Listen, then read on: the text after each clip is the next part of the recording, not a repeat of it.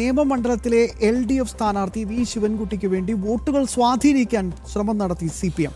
സ്ത്രീ സുരക്ഷാ പദ്ധതിയുടെ പേരിൽ വോട്ടർമാരെ ഫോണിൽ വിളിച്ചാണ് സ്വാധീനിക്കാൻ ശ്രമം നടത്തിയത്. വോട്ട് ആവശ്യപ്പെട്ടുകൊണ്ടുള്ള ശബ്ദ സന്ദേശം ജനം ടിവിക്ക് ലഭിച്ചു. MLA ഓഫീസിൽ നിന്ന് വിളിക്കുന്നതാണേ. പറഞ്ഞോളൂ. മേഡം, ഞാൻ വിളിച്ചത് നമ്മുടെ സ്ത്രീ സുരക്ഷാ പദ്ധതിയായിട്ട് ബന്ധപ്പെട്ട ആപ്ലിക്കേഷൻ കൊടുത്തിട്ടുണ്ടായിരുന്നില്ലേ? എന്തിന്റെയാ? 1000 രൂപ കിട്ടുന്ന സ്കീമിന് അപ്ലൈ ചെയ്തിട്ടുണ്ടായിരുന്നില്ലേ? കിട്ടിയായിരുന്നോ? ഇല്ല, വന്നിട്ടില്ല അക്കൗണ്ടിൽ. അല്ല, അക്കൗണ്ടിൽ ചെക്ക് ചെയ്തായിരുന്നോ? ചെക്ക് ചെയ്തു, വന്നിട്ടില്ല. ഇല്ല, വന്നിട്ടില്ല.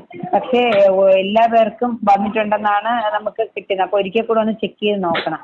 മാർച്ച് 20 അക്കൗണ്ടിൽ, മാർച്ച് 20, 21 തീയതികളിലാണ് അക്കൗണ്ടിൽ വന്നത്. പിന്നെ ഈ മാസത്തെ പൈസ ഏപ്രിൽ ആദ്യ വാരം വരും. മാർച്ചിലെ പൈസ ഏപ്രിൽ 10 കൂടി വരും. ഓക്കെ. വന്നില്ല എന്നുണ്ടെങ്കിൽ ആധാർ കാർഡിന്റെ കോപ്പി, അക്ഷയെന്ന് കിട്ടിയ പേപ്പർ കാണും, ജനസേവനയിൽ കിട്ടിയ ഒരു പേപ്പർ കാണുമല്ലോ, അത് രണ്ടിന്റെ കോപ്പി, ഒറിജിനൽ അല്ല, കോപ്പി എടുത്തിട്ട് LDFന്റെ ആൾക്കാർ വരുമ്പോ അവരെ കൊടുത്തിരുന്നാൽ മതി. അവര് നോക്കിയിട്ട് പറയാം, അവര് ശരിയാക്കി തരും. ഓക്കെ. ഓക്കെ. അപ്പൊ ഞാൻ വിളിച്ചത് നമ്മുടെ നിയമത്തിൽ നിൽക്കുന്ന ശിവൻകുട്ടി സാറാണ്. അറിയാലോ മാഡം? സാറിനെ വോട്ടണമെന്ന് അഭ്യർത്ഥിച്ചുകൊണ്ട് വിളിക്കുന്നതാണ്. എന്റെ കാൻഡിഡേറ്റ് രാജീവ് ചന്ദ്രശേഖറാണ്. ഞാൻ അതിനുവേണ്ടി ഇറങ്ങി പ്രവർത്തിക്കുന്ന ഒരു വ്യക്തിയാണ്. അപ്പൊ പിന്നെ ഞാൻ എങ്ങനെ നിയമത്തിൽ സാറിന് വോട്ടിടും? ശരി. ഓക്കെ.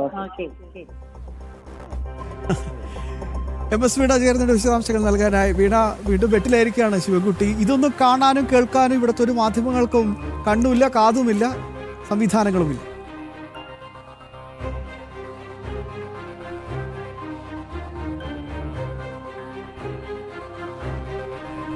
തീർച്ചയായും ഈ നിയമമണ്ഡലം നമ്മൾ നോക്കുകയാണെങ്കിൽ BJPയെ സംബന്ധിച്ചിടത്തോളം A ക്ലാസ് മണ്ഡലമാണ്. കനത്ത പോരാട്ടം തന്നെയാണ് നടക്കുന്നത്. BJPക്ക് അക്കൗണ്ട് തുറന്ന മണ്ഡലം തന്നെയായിരുന്നു അത്. O രാജഗോപാൽ എന്ന MLA വന്നതും ആ മണ്ഡലത്തിൽ നിന്ന് തന്നെയായിരുന്നു. BJPയുടെ വികസന കാര്യങ്ങൾ അതെന്താണ്, ജനങ്ങൾക്കൊപ്പം എന്താണെന്നുള്ളത് നിയമമണ്ഡലത്തിലെ വോട്ടർമാർക്ക് നന്നായിട്ടറിയാം. മാത്രമല്ല, രാജീവ് ചന്ദ്രശേഖർ സ്ഥാനാർത്ഥിയായി എത്തുമ്പോൾ ജനങ്ങൾക്ക് ഏറെ പ്രതീക്ഷയുണ്ട് എന്നുള്ളതും ഏറ്റവും പ്രധാനപ്പെട്ട കാരണമാണ്. കാരണം തദ്ദേശ തിരഞ്ഞെടുപ്പിലെ മികച്ച വിജയം അദ്ദേഹം അധ്യക്ഷനായി എത്തിയതിനു ശേഷമുള്ളൊരു വിജയം തന്നെയായിരുന്നു. തുടർന്ന് തിരുവനന്തപുരം തദ്ദേശ തിരഞ്ഞെടുപ്പിന് പിന്നാലെ നഗരസഭയിൽ എത്തിയവർ എന്ന ലക്ഷ്യത്തിന് പിന്നാലെ വികസിത കേരള ലക്ഷ്യവുമായി BJP എത്തുമ്പോൾ നൽകുന്നത് പൊള്ളയായ വാഗ്ദാനങ്ങളല്ല, ജനങ്ങളെ അവരുടെ ജീവിത നിലവാരം ഉയർത്തിക്കൊണ്ട് അവർക്ക് ക്ഷേമ പ്രവർത്തനങ്ങൾ ഉറപ്പാക്കിക്കൊണ്ട് നൽകുമെന്നുള്ളൊരു ഉറപ്പാണ് നൽകുന്നത്. അത് ജനങ്ങൾക്ക് ബോധ്യപ്പെട്ടൊരു സാഹചര്യം കൂടിയുണ്ട്.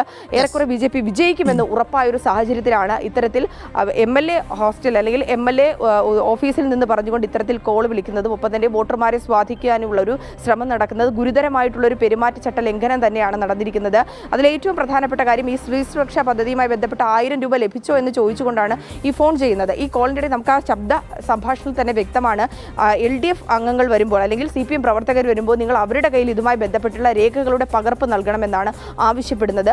സർക്കാരിൻ്റെ കീഴിൽ ഇത്തരത്തിലുള്ളൊരു പദ്ധതി വരുമ്പോൾ എന്തിനാണ് CPMലെ സഖാക്കളുടെ കയ്യിൽ ഇത് കൊടുക്കേണ്ടതെന്നുള്ളൊരു പ്രധാനപ്പെട്ട ചോദ്യമുണ്ട്. അതുമായി ബന്ധപ്പെട്ട ചോദ്യം. എന്തായാലും ഇതൊക്കെ കൃത്യമായി തന്നെ നിരീക്ഷിക്കാൻ ഇവിടെ മാധ്യമങ്ങൾ ഇല്ലാതെയാകുന്നു. പക്ഷേ ഞങ്ങളത് കൃത്യമായി ചെയ്യുന്നു.